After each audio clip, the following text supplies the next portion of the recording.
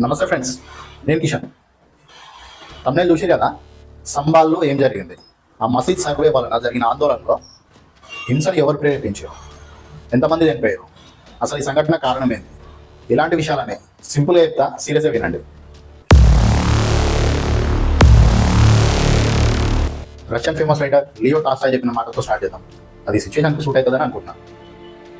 If you want to destroy A country, make its citizens fight among themselves in the name of religious. Make its citizens fight among themselves in the name of religious. The country will perish on its own. The country will perish on its own.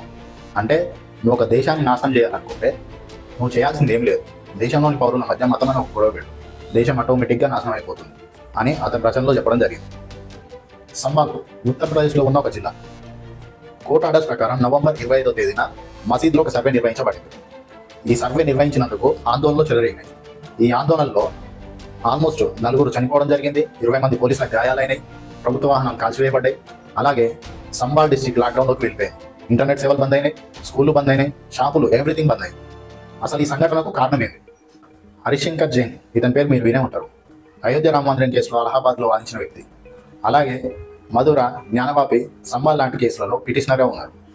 ఇతను Sambhal డిస్ట్రిక్ట్లోని sessions కోర్టులో ఒక petition file చేయడం జరిగింది. ఆ పిటిషన్లో ఏముంది? ప్రస్తుతం సంబాల్ జిల్లాలో ఉన్నటువంటి షాహీ జామా మసీద్ స్థానంలో పురాతన కాలంలో హరిహర టెంపుల్ ఉండేది. ఆ టెంపుల్ పునాదుల పైననే ఈ మసీద్ నిర్మించారు కాబట్టి సర్వే నిర్వహించాలని పిటిషన్లో పేర్కొనడం జరిగింది. వాదనలు ఏమున్నాయి? హరిహర దేవుని ఆలయాలు క్రీస్తుపురం 6వ శతాబ్దం నుంచి కర్ణాటక నుండి దేశమంతటా విస్తరించి ఉన్నాయి. హరిహర దేవుడు ఎవరు? హరిహర దేవుని గురించి హరివంశంలోని విష్ణు పురాణంలో, స్కంద పురాణంలో తెలపడం జరిగింది. స్కంద పురాణంలో శివ భక్తులు ఆధిపత్యం చెలాయించడానికి విష్ణు భక్తులపై వాగ్వాదం దిగినప్పుడు విష్ణువు మరియు శివుడు ఇద్దరు కలిసి ఒక జీవిలా ఏర్పడిందే హరిహరుడు అని ఈ స్కంద పురాణంలో పేర్కొనడం జరిగింది. బాబర్ 1526లో భారతదేశంలోకి రావడం జరిగింది. 1527లో కాంగో యుద్ధం గెలిచిన తర్వాత బాబర్కి ఉత్తర భారతదేశంపై ఆధిపత్యం వచ్చింది. ఈ ఆధిపత్యంలో భాగంగా బాబర్ లెఫ్టినెంట్ గవర్నర్ హిందూ బేగ్ అనే వ్యక్తి ఈ హరిహర ఆలయాన్ని పాక్షికంగా కూర్చుంది. ఈ హరిహర ఆలయాన్ని పాక్షికంగా కూర్చున్న దానిని ముస్లింలు ఆక్యుపై చేసి అక్కడ జామా మసీద్ కట్టిండు. ఈ హరిహర ఆలయం దేవుడైన విశ్వకర్మ చే నిర్మించబడిందని హిందూ పురాణాల్లో ఉన్నట్టు పిటిషనర్ చెప్పారు.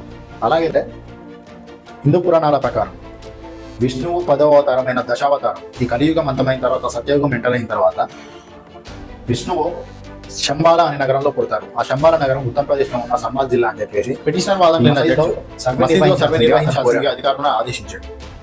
అధికారులు ఆదేశాల మేరకు 19వ తేదీన మొదటిసారి సర్వే నిర్వహించారు.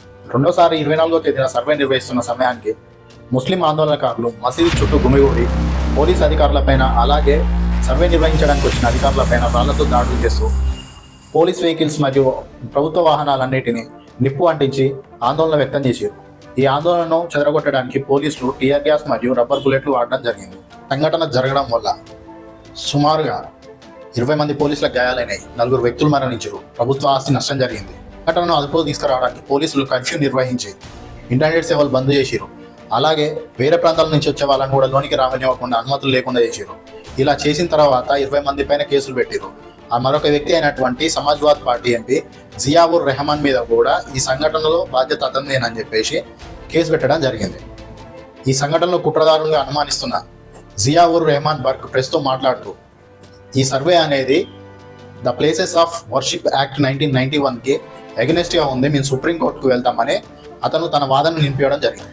సర్వేకి ఎగనెస్ట్గా సుప్రీంకోర్టుకు వెళ్ళగా సుప్రీంకోర్టు చీఫ్ జస్టిస్ అయిన సంజీవ్ ఖన్నా గారు దీనిని తీర్పు ఇవ్వకుండా కింద కోర్టు ఇచ్చిన సర్వేను హోల్డ్ చేసి, అలాగే ఈ కేసుని అలహాబాద్ కోర్టుకు వెళ్లాల్సిందిగా పిటిషనర్కు తెలపడం జరిగింది. అలాగే అక్కడ శాంతి స్థాపన జరగాలి, ప్రభుత్వం స్టాటిక్గా ఉండాలి, ఏ ఒక్కరికి అనుకూలంగా ఉండకూడదని చెప్పేసి నిర్దిష్ట సూచన చేయడం జరిగింది. జియావుర్ రెహమాన్ బర్గ్ ఏం చెప్పిండు?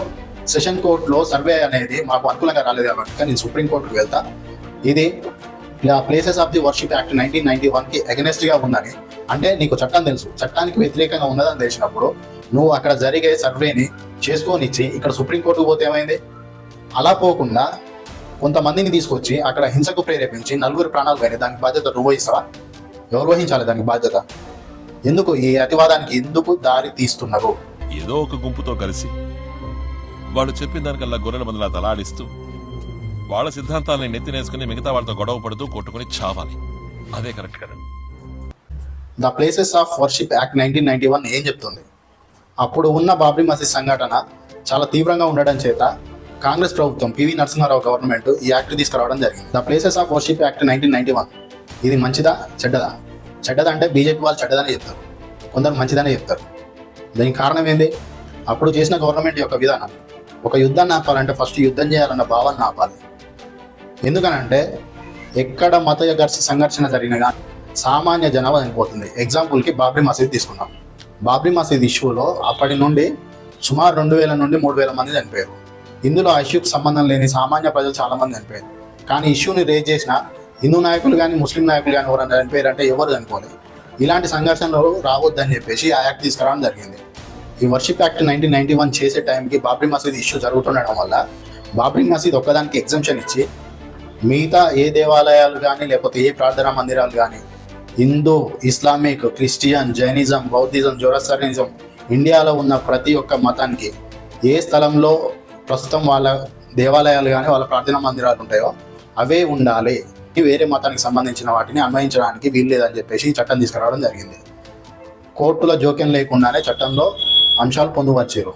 ఒకవేళ ఈ అంశాలపై ఎవరైనా కోర్టుకు వెళ్ళి పిటిషన్ ఫైల్ చేస్తే ఆ పిటిషనర్కి వ్యతిరేకంగా ఇంకా జరిమానా మరియు జైలు శిక్ష ఉండేటట్టు ఈ చట్టంలో చేర్చబడింది.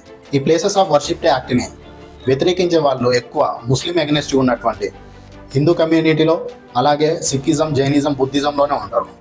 దానికి రీజన్ లేకపోలేదు. ఒకసారి సెన్సస్ చూస్తే 1951లో ఇండియాలో హిందూ యొక్క పాపులేషను 84% ఉన్నది.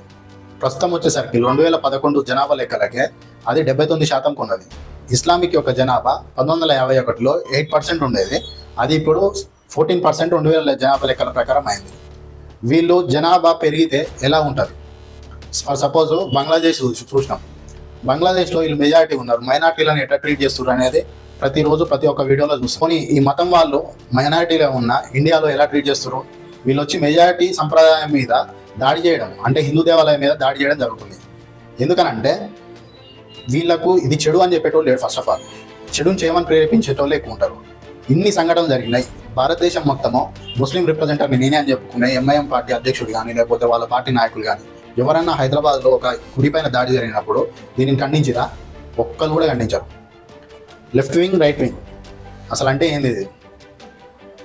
ఫ్రాన్స్ నేషనల్ అసెంబ్లీలో రాజు ఎదురుగా కూర్చుంటే రైట్ సైడ్ ఒకరు, లెఫ్ట్ సైడ్ ఒకరు, ఇట గుంపులుగా కూర్చునేటోళ్ళు. దీని ఉద్దేశం ఏంటంటే రైట్ సైడ్ ఉన్న వాళ్ళు రాజు యొక్క రాజరికం సాంప్రదాయాన్ని మద్దతు ఇచ్చేవాళ్ళు.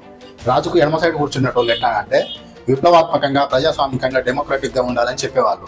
అంటే ఈ సంప్రదాయానికి వచ్చేటోళ్ళు రైట్ వింగ్లో ఉంటారు, సంప్రదాయానికి వ్యతిరేకంగా ప్రజాస్వామ్యవాదంగా ఉండేటోళ్ళు లెఫ్ట్ సైడ్ ఉంటారు. ఇండియాలో ఉన్న ఇస్లామిక్ పార్టీలలో ఎలా అయిపోయిందని అంటే వీళ్ళు సంప్రదాయానికి ఇచ్చిన విలువ ప్రజాస్వామ్యానికి ఇవ్వట్లేదు.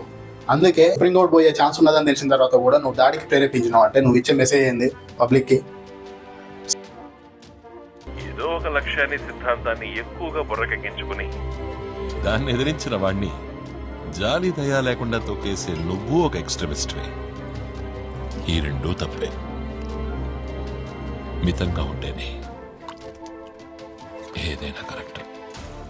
సాంప్రదాయ రాజకీయాల పేరిట అతివాదపు రాజకీయాలను కొందరు వ్యక్తులు చేస్తున్నారు. దానికి చాలా ఎగ్జాంపుల్స్ ఇప్పటివరకు చెప్పినా ఇంతకుముందు కూడా మీరు చూసి ఉంటారు చాలా వరకు. మరి ఇది ఒక ముస్లిమ్స్లోనే ఉందా, హిందువులో లేదా అని అంటే హిందువులు ఎదుటి వారి మీద భౌతికంగా దాడి చేయకపోయినా కానీ ఇప్పుడు ఫోన్లు వచ్చినాయి కదా, ఈ ఫోన్లలో తిట్టుకునే కాడికి వచ్చింది వీళ్ళ అతివాదం. ఇక్కడ కూడా రైటిజం అనేది పెరుగుతుంది. సంప్రదాయానికి ఎక్కువ విలువ ఇస్తుంది తప్ప ప్రజాస్వామ్యబద్ధంగా మాట్లాడడానికి ఎక్కువ విలువ ఇవ్వట్లేదు. సరే, వర్షిప్ యాక్ట్ని యాంటీగా మాట్లాడేటోళ్ళకు ఒక చిన్న క్వశ్చన్. క్రీస్తుపూర్వం 6వ శతాబ్దం ఆ టైంలోనే భారతదేశంలో బుద్ధిజం, జైనిజం రెండు పుట్టినాయి. బుద్ధిజం మానవాళ్ళపైన, జైనిజం మానవాళ్ళపైన కట్టిన అనేక గుళ్ళు ఉన్నాయి. ఇప్పుడు వాళ్ళు వచ్చి అసలు ఈ గుళ్ళు మా ప్రార్థనా మందిరాలకు కావాలని చెప్పేసి వాళ్ళని అడిగితే సుప్రీంకోర్టు ఏం చేస్తుంది? అప్లికేషన్ బయట వేసి ఫైన్ వేసి బయటికి పంపిస్తుంది.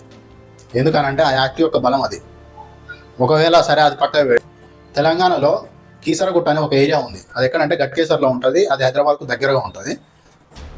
అది ప్రముఖ శైవాలయం ప్రస్తుతం. కానీ చరిత్రను తోడుకుంటూ వెళ్ళినప్పుడు ఏమవుతుంది? అదొక జైన ప్రార్థనా మందిరం అవుతుంది. జైన ప్రార్థనా మందిరం ఉన్నదని చెప్పేసి జైనులు వచ్చి ఇప్పుడు ఆ వర్షిప్ యాక్ట్ మాకు నచ్చట్లేదు, 1991 అనేది కరెక్ట్ కాదు, అది తీసేసి మాకు జైన ప్రార్థనా మందిరం ఏమంటే అక్కడ ఉన్న శైవ భక్తులు ఎలా దాన్ని స్వాగతిస్తారు? దాంట్లో మహాశివరాత్రి చాలా ఘనంగా వేడుక జరుగుతుంది. దాన్ని స్వాగతిస్తారా? స్వాగతించారు కదా. సో వర్షిప్ యాక్ట్ అనేది ఇలా తీసుకురావడం అనేది అందరి బాగు కోసం తీసుకొచ్చారు. దీన్ని యాంటీగా మాట్లాడడం కరెక్ట్ కాదనేది నా ఉద్దేశం. మీ ఉద్దేశం ఏందనేది కామెంట్లో చెప్పండి. హరిశంకర్ జైన్ గారు హిందూ దేవాలయానికి సంబంధించి 110 కేసులు ప్రస్తుతం ఆయన చూస్తున్నారు. నా భారతదేశంలో ఇప్పుడున్న ప్రధాన సమస్యలలో పావర్టీ లేదు, ఇన్ఈక్వాలిటీస్ లేవు, అన్ఎంప్లాయ్మెంట్ లేదు, ఇన్ఫ్లేషన్ లేదు, పొల్యూషన్ లేదు, కరప్షన్ లేదు, వీటి పోగా స్టాండర్డ్ ఆఫ్ హెల్త్ ఎడ్యుకేషన్ ఉన్నాయి దేశంలో ప్రజెంట్, చైల్డ్ అబ్యూజింగ్ లేదు, లేకపోతే ఉమెన్ జెండర్ ఇన్ఈక్వాలిటీస్ లేవు. ఇలాంటి ఆటన్నిటి పక్క పెట్టి మీరు దీని మీదే ఫైట్ చేయాలి సార్. ఎందుకంటే ప్రస్తుతం భారతదేశంలో ఉన్న ప్రధాన సమస్య మతం మాత్రమే. భారతీయులు ఇప్పుడు హిందువులు చాలా ఆందోళన చెందుతున్నారు. ఎందుకంటే మన బంగ్లాదేశ్ లెక్క ఎలా పరిస్థితి అవుతుందో, లేకపోతే పాకిస్తాన్ లెక్క ఎలా పరిస్థితి అవుతుందో అని చెప్పేసి రోజు కొందరు కొద్ది వీడియోలు పంపించేటోళ్ళు చాలా మంది ఉన్నారు. సార్ నా విన్నపం ఏంటంటే ఎంఐఎం పార్టీ ఇప్పుడు దేశంలో ఉన్న ముస్లింలు అందరికీ రిప్రజెంటర్గా చెప్పుకుంటుంది. వీళ్ళేమో రెచ్చగొట్ట వ్యాఖ్యలు చేస్తారు. నాకు 15 నిమిషాలు ఇస్తే మీ సంగతి ఏందో చూస్తా ఇది అని అంటారు. మోడీ గారేమో మరి ఇండియా కూటమిలో ఉన్న ప్రతి ఒక్కరి మీద ఈడీనో సిబిఐయో ఐటీనో పంపిండు. మరి ఎందుకు సార్ ఈయన ఎంత మంచోడు, ఆయన మీద ఇప్పటివరకు ఈడీ సిబిఐ ఐటీ ఎలాంటి కేసులు జరగలేదు. సరే అవి పక్క పెడితే ఈ మాట జాతి వ్యతిరేకంగా మాట్లాడినందుకు చిన్న చిన్న మాటలకు సాయిబాబా లాంటి వాళ్ళ మీద సెడిషన్ కేసు వేసిరా సార్. రాజద్రోహం వేసి 10 సంవత్సరాలు 12 సంవత్సరాలు పెట్టి కదా. ఆయన ఒక దేశంలోని ఒక మతాన్ని అంతం చేస్తాను ఆయన మాత్రం ఎందుకు సార్ ఇప్పటివరకు ఆయన మీద ఎలాంటి కేసులు ఫైల్ చేయలేదు. ఎవరన్నా హిందువులు ఆందోళన చెందుతున్నారు అనుకునేటోళ్ళు భారతదేశంలో హిందూ దేవాలయం మీద దాడి జరుగుతుంది, లేకపోతే బంగ్లాదేశ్లో హిందువుల మీద దాడి జరుగుతుంది, అసలు వీళ్ళని సంస్థాగతంగా కొట్టాలనుకునే ఏ హిందూ లాయర్ అయినా కానీ హరిశంకర్ జైన్ సార్ అనే కాదు ఎవరైనా కానీ వీరి మీద ఒక కన్నేసి ఇండియాలో హిందువులు 79% ఉంటే ముస్లింలు 14% ఉన్నారు. మా ఫ్రెండ్స్కి అయితే చాలా మందికి ఏ డౌట్ ఉందనంటే వీళ్ళు డైరెక్ట్ 14 నుంచి 79% కింద వస్తారని డౌట్లు కూడా ఉన్నాయి. చాలా ఆందోళన చెందుతున్నారు. వాళ్ళ ఆందోళన మొత్తం మోడీ గారు తీరుస్తలేరు. అట్లీస్ట్ ఈ లాయర్లన్నా కోర్టుల దగ్గర పోయి తీరవాలని కోరుకుంటున్నాం. జై హింద్. ఇలాంటి మరిన్ని వీడియోస్ కోసం నా ఛానల్ని సబ్స్క్రైబ్ చేసుకోండి. మీకు ఈ వీడియో నచ్చితే లైక్ చేయండి. మీకేమన్నా సందేహం అనిపిస్తే కామెంట్ చేయండి.